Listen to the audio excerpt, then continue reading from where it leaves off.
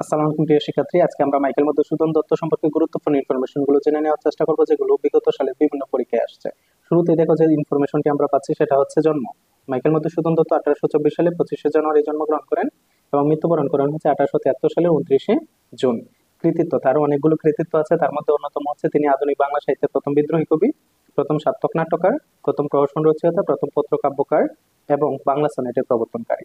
ছদ্মনাম, তিনি Timothy pen poem ছদ্মনামে সাহিত্য রচনা করেছেন। ইংরেজি কাব্য আছে দুটি, দ্য কেপটিক লেডি 1849 সালে প্রকাশিত হয় এবং এটি প্রথম রচিত প্রকাশিত গ্রন্থ। আরেকটি হচ্ছে ভিশন অফ ফার্স্ট কাব্যগ্রন্থ।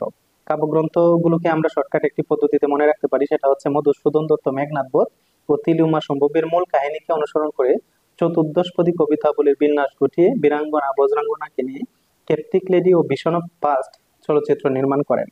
অর্থাৎ এইখানে যে হাইলাইট করা অংশগুলো আছে, হাইলাইট করা অংশগুলোই হচ্ছে তার কাব্যগ্রন্থ। যেমন ধরো মেঘনাদ বধ কাব্যগ্রন্থ, তিলিউমা সম্ভব কাব্যগ্রন্থ। শুরুতে আমরা তিলিউমা সম্ভব কাব্যটি নিয়ে আলোচনা করবো। দেখো, 1860 সালে প্রকাশিত হয়। সুন্দর উপসন্দের কাহিনী নিয়ে রচিত।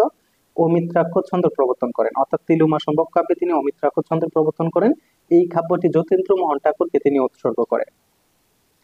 তারপরে দেখো, মেঘনাদ বধ কাব্য বাংলা ভাষার প্রথম সার্থক মহাকাব্য, 1861 সালে প্রকাশিত হয় এবং বাংলা ভাষার প্রথম সার্থক মহাকাব্য। পৃথিবীর 6টি মহাকাব্যের 2টি সাহিত্যিক মহাকাব্যের একটি হচ্ছে মাইকেল মধুসূদন দত্তের মেঘনাদ বধ কাব্য এবং মহাকবি মিল্টনের আরেকটি হচ্ছে প্যারাডাইস লস্ট। স্বর্গ, মেঘনাদ বধ কাব্যে 9টি স্বর্গ আছে। কাহিনী হচ্ছে রামায়ণ হতে গৃহীত। 3 দিন 2 রাতের ঘটনা বর্ণিত হয়েছে। কয়েকটি প্রধান চরিত্র হচ্ছে রাবণ, মেঘনাদ, লক্ষণ, রাম, প্রমীলা, বিভীষণ, সীতা, সরমা।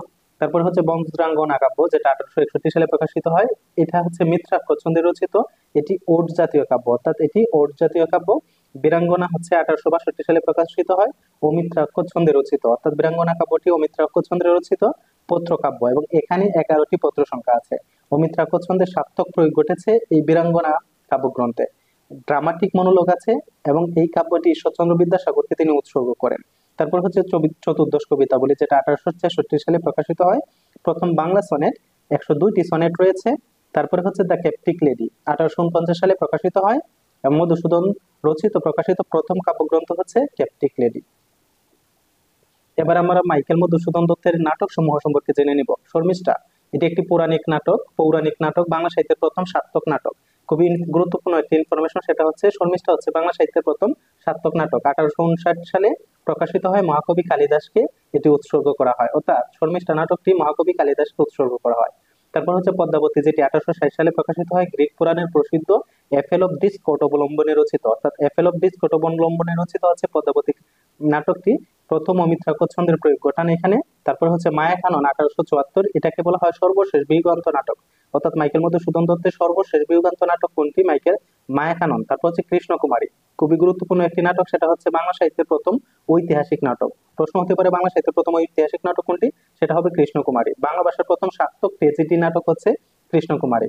মাইকেল মধুসূদন দত্ত প্রহসন রচনা করেন। তার বিখ্যাত প্রহসন হচ্ছে একেই কি বলে সভ্যতা, যেটা 1860 সালে প্রকাশিত হয়। ইয়ং বেঙ্গলদের চরিত্র শোধনের অভিলাষে তিনি নাটকটি রচনা করেন। আরেকটি হচ্ছে বড়ু শালিকের গাড়েরু, যেটি 1860 সালে প্রকাশিত হয়।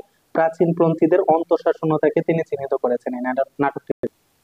মাইকেল মধুসূদন গদ্য রচনা করেছেন, তার মধ্যে একটি হচ্ছে হেক্টর বধ। এটি অনুবাদ রচনা, সমাপ্ত করা সম্ভব হয়নি। ভূদেব মুখোপাধ্যায়কে তিনি এটি উৎসর্গ করেছেন। অনুবাদ নাটক হচ্ছে রেজিয়া, তারপরে হচ্ছে রত্নাবলী, তারপরে হচ্ছে শর্মিষ্ঠা এবং নীলদর্পণ হচ্ছে এ নেটিভ ছদ্মনামে তিনি এটিকে অনুবাদ করেন। গীতিকবিতা তিনি রচনা করেছেন। বাংলা গীতিকবিতার প্রথম জনক বলা হয় হচ্ছে মাইকেল মধুসূদন দত্তকে। আত্মবিলাপ, এই যে আত্মবিলাপ তার প্রথম এবং বিখ্যাত গীতিকবিতা। আশা করি তোমরা বুঝতে পেরেছো।